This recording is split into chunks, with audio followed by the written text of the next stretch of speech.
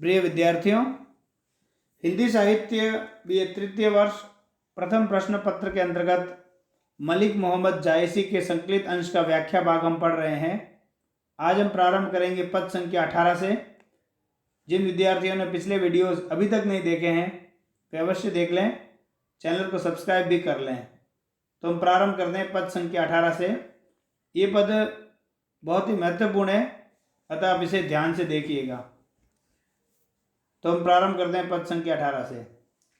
नव पौरी पर दसम द्वारा, तेहि पर बाज राज घरियारा, घरी सो बैठी गने घरियारी, पहर पहर सो आपनी बारी।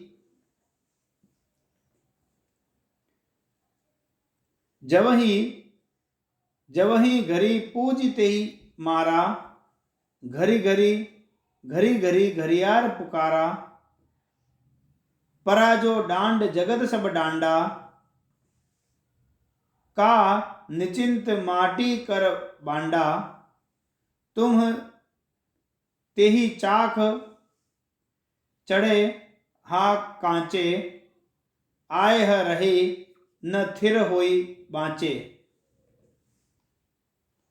घरी जो भरी घटी तुम आओ, का निचिंत होई सो बटाओ, पहर ही पहर गजर नीति होई, हिया बजर मन जाग न सोई।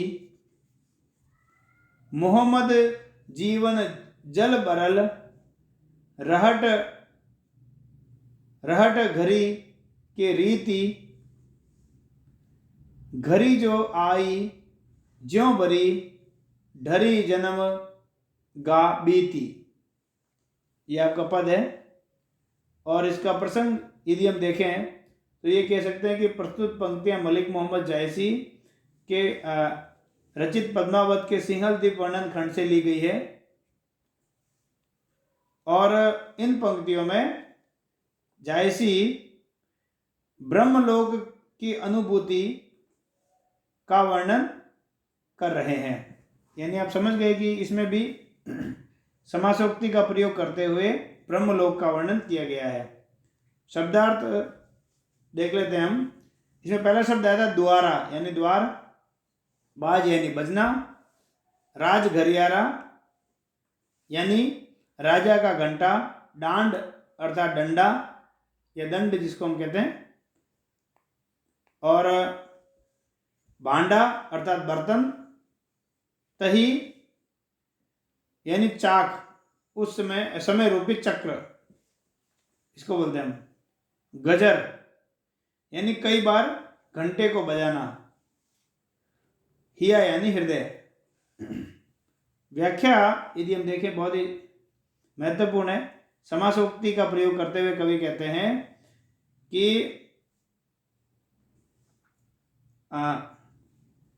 इन पंक्तियों में कवि कहते हैं कि यहाँ पर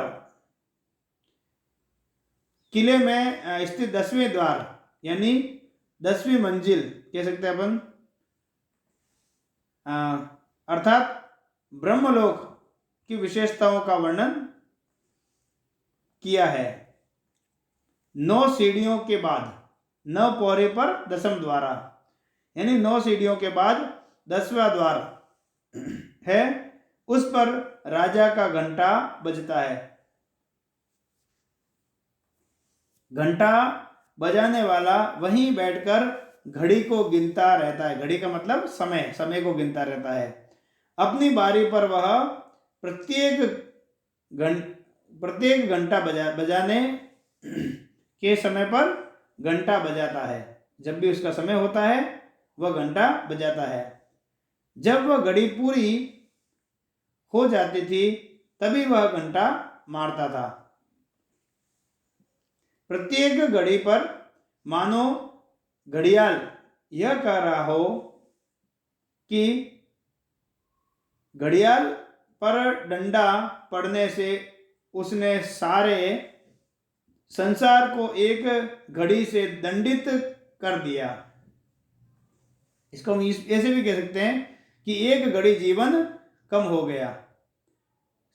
ज्यों ज्यों समय बीतता है हमारा जीवन क्षीण होता है, हमारा जीवन कम होता है, जीवन की अवधि कम होती है। तो प्रकारांतर से कवि कहते हैं कि हे मिट्टी के बर्तन, अर्थात इंसान, यानी ऐसा इंसान जो कि अनभिज्ञ है वास्तविकता से, जो मूर्ख है, तुम निश्चिंत किस लिए हो? तुम कच्ची मिट्टी की भांति काल चक्र रूपी कुम्हार के चाक पर चढ़े हो। यहां तुम लौट जाने के लिए आए हो, स्थिर नहीं रहोगे। जैसे घड़ी पूरी होती है तेरी आयु कम हो जाती है। जीवन पगडंडी के पथिक, तू निश्चिंत होकर कैसे सो रहा है? प्रत्येक 3 घंटे के पश्चात गजर होती है। हृदय वज्र के समान कठोर हो रहा है, वह उससे भी नहीं जागता। जायसी कहते हैं कि यह जीवन, हमारा जो जीवन है, रहट की घड़ियों की भांति बढ़ता एवं ढलता रहता है। जिस प्रकार रहट में पानी भरता है फिर रहट खाली होता है, उसी प्रकार हमारा जीवन भी होता है, जो परिपूर्ण होता है और धीरे धीरे वो ढल जाता है। जैसे रहट की घड़ियां भरकर आती है फिर ढल जाती है, वैसे ही जीवन आता है और समाप्त हो जाता है। कहने का तात्पर्य, इस पद के माध्यम से कवि ये शिक्षा देना चाहते हैं कि हमें निश्चिंत बैठना नहीं चाहिए। जीवन हमारा जो है वो क्षण भंगुर है, इसका अंत निश्चित रूप से होगा। टिप्पणी यदि हम देखें तो जो श्रु के बिंदु वो समान है। अनुप्रास तथा उत्प्रेक्षा अलंकार, दोनों इन अलंकार का प्रयोग हुआ है। चौपाई दोहा शैली का प्रयोग हुआ है। अवधि भाषा का प्रयोग किया गया है। जीवन के यथार्थ का वर्णन है। हमारा जो जीवन है वो किस प्रकार से क्षण भंगुर होता है, किस प्रकार से वह समाप्ति की ओर बढ़ता है, उसका वर्णन कवि ने यहां पर किया है। अब हम देखते हैं पद संख्या 19।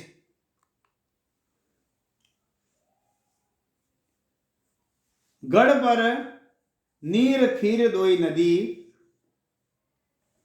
पनिहारी जैसे दुर्पदी, और कुंड एक मोती चूरू, पानी अमृत कीच कपूरू,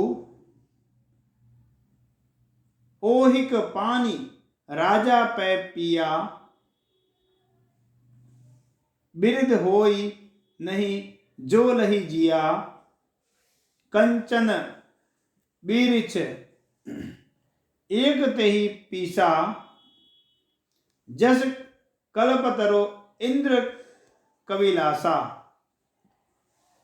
मूल पतार सरग ओही शाखा, अमर बेली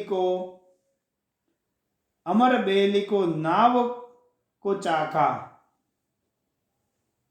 चांद पात ओ फूल तराई, हो उजियार नगर जह ताई, वह फल पावे तप करी कोई, बिरद खाई तो जोबन होई, राजा भय भिखारी सुनि वह अमृत भोग, जई पावा सो अमर भा, ना किछु व्याधि न रोग। पहले हम इसकी प्रसंग की बात कर लेते हैं। तो प्रसंग वो का वो। प्रस्तुत पद मलिक मोहम्मद जायसी रचित पद्मावत के सिंहल द्वीप वर्णन खंड से लिया गया है। इन पंक्तियों में सिंहल द्वीप की नदी का वर्णन किया गया है।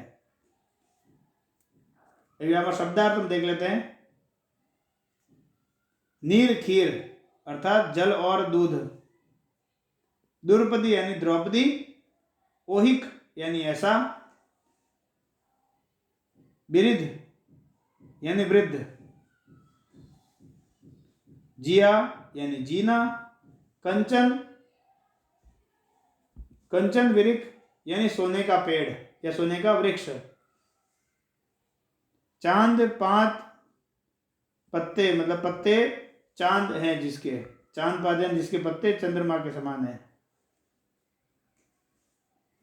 कविलास यानी स्वर्ग, फूल तराई मतलब तारे जिसके फूल हैं, चंद्रमा तो पत्ते हैं और तारे फूल है। अब व्याख्या देखते हैं। कवि जायसी ने उक्त पंक्तियों में सिंहल द्वीप के गढ़ पर स्थित नदियों का वर्णन करते हुए कह रहे हैं या लिखा है कि उस गढ़ पर यानी सिंहल द्वीप के गढ़ पर जल और दूध की दो नदियां हैं। वहां द्रौपदी जैसी सुंदर स्त्रियां पानी भरती हैं। जो पनिहारी ने है वो द्रौपदी के समान सुंदर है। वहां एक और वृक्ष है, एक और कुंड है जिसे मोतीचूर कहा जाता है। उस कुंड का नाम है मोतीचूर। उसका पानी अमृत है और कीचड़ कपूर है। पानी अमृत कीच कपूर। उसका पानी राजा पीता है, वह जब तक जीता है बूढ़ा नहीं होता। जब तक जीता है तब तक वो युवा ही रहता है। उसके पास एक सोने का वृक्ष है, वह ऐसा है जैसा कि स्वर्ग में इंद्र का कल्पतरु है। उसकी जड़ पाताल में है और शाखा स्वर्ग में है। उस पर अमर बेल है जिसके फल को कौन पा सकता है और जिसे कौन चख सकता है। चंद्रमा उसके पत्ते हैं, उस वृक्ष के पत्ते चंद्रमा हैं और नक्षत्र उसके फूल हैं। जहां तक नगर की सीमा है वहां तक उसका उजाला रहता है उस वृक्ष का। कोई तपस्या करके ही उस फल को पा सकता है। फिर यदि वृद्ध भी उसे खा ले तो नव यौवन से संपन्न हो जाता है। अर्थात इसमें इतना सामर्थ्य है उस फल में कि यदि उसको वृद्ध व्यक्ति खा ले तो वो भी युवा हो जाता है, लेकिन उस फल को कोई विरला व्यक्ति ही प्राप्त कर सकता है। उस अमृत भोग के विषय में सुनकर उसे पाने के लिए राजा लोग भिखारी हो गए। जो उसे पा लेता है वह अमर हो जाता है। फिर उसे कोई व्याधि अथवा रोग नहीं हो सकता। अब हम इसकी टिप्पणी देख लेते हैं। और टिप्पणी इसकी है, शुरू में तो वही बात कि अनुप्रास अलंकार का प्रयोग हुआ है कि सुंदर योजना है, चौपाई दोहा शैली की योजना है, अवधि भाषा प्रयुक्त है और समासोक्ति के सुंदर या समासोक्ति के साथ साथ समासोक्ति का यदि हम प्रयोग इसमें देखें तो कवि ने दूसरा अर्थ नीर खीर से नदी से तात्पर्य ईड़ा और पिंगला नाड़ियों से है। हमारे शरीर में जो नाड़ियां होती है ईड़ा पिंगला सुषुम्ना, तो यहाँ पर ईड़ा पिंगला को नीर खीर का है। और कुंड से तात्पर्य हृदय से है। सुषुम्ना नाड़ी के लिए कंचन वृक्ष का प्रयोग किया गया है। सुषुम्ना नाड़ी किसको क्या, कंचन वृक्ष जो है, यानी यहाँ पर भी यौगिक क्रियाओं का जिक्र कवि ने किया है। सूफी मत के अनुसार प्रेम को भी स्थान दिया गया है, क्योंकि सूफी काव्य को हम प्रेम काव्य भी कहते हैं, तो यहाँ पर प्रेम को भी महत्वपूर्ण स्थान दिया गया है। आज हम इतना ही रखेंगे। आप इस वीडियो के अंत तक बने रहे, आपका धन्यवाद। अगले पद की व्याख्या हम अगले वीडियो में करेंगे।